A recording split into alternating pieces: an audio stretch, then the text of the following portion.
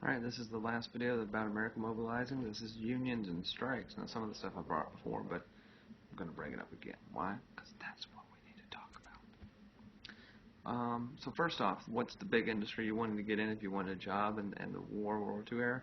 The defense industries. Defense industries was everything from making uniforms and gas masks and bullets and shells and any of this you wanted to get in. This was a very high-paying job. And what we began to notice is there was some rampant discrimination, that some of the jobs were not being given out to other groups. Enter the Brotherhood of Sleeping Car Porters. Now, a porter is basically an attendant. This is a union.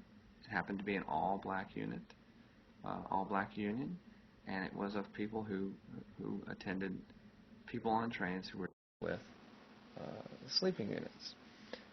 They felt like they were not being treated the same as other defense industries or given the same opportunities.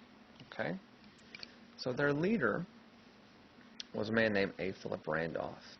And A. Philip Randolph decided we need to make this plight known that there's some discrimination.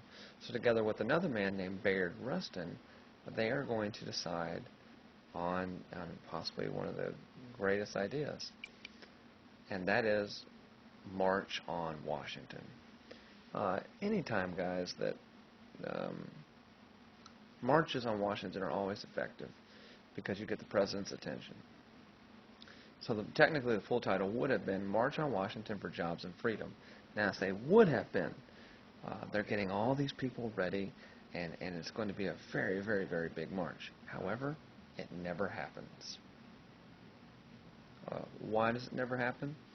FDR realizes if these people march, this is going to look bad on us, and so we can't have this happen.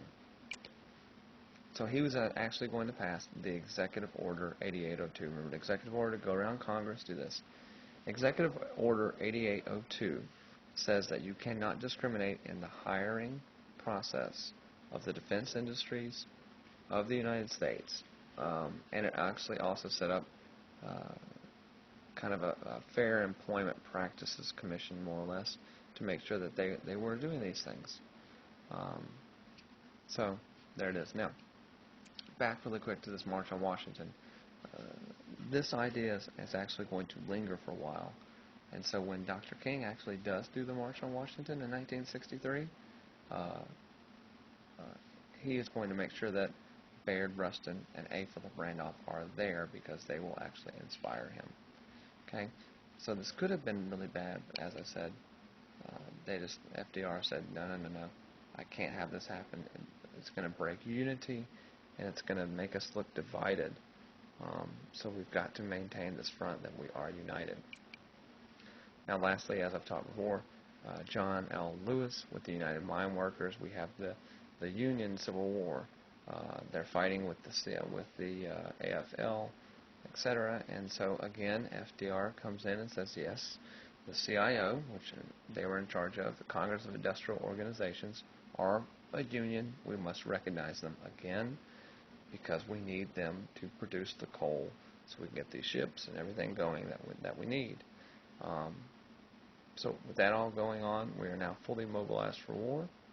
And so now the next couple of videos are going to be about the battles. And the battles are the cool ones. All right?